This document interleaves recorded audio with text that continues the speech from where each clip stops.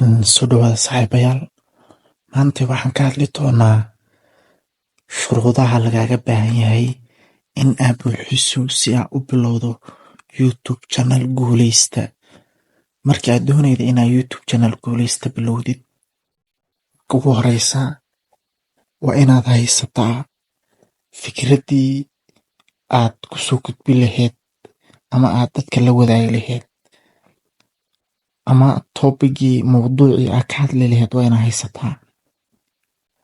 Kadib waa inaad u gudubtaa waxyaabaha kale ee lagaaga baahan yahay si aad channelkaagu horumar badan uu sameeyo, sida inaad soo geliso muuqaalo quality-goodu aad u sareeyo oo dadku ku raaxaysan karaan marka ay daawanayaan.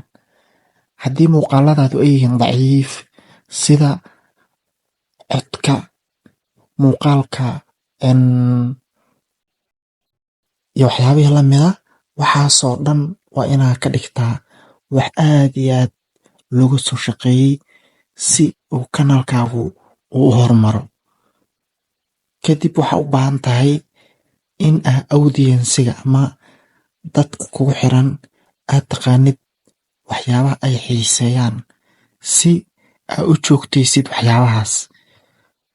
Inta badan dadka YouTube-ka dakhliga fiican ka sameeya ama dhaqaalaha fiican ka sameeya, inta badan waxaa lagu tiriyaa inay yihiin dad fahmay audience-ga ama faniska ku xiran waxyaabaha ay u baahan yihiin, oo marmarka qaar xitaa boolis u sameeya si ay u ogaadaan xaaladooda iyo waxyaabaha ay jecel yihiin in kanaalkaaga ay kala socdaan, sida hadday ganacsi noqoto ama fikrada noqoto.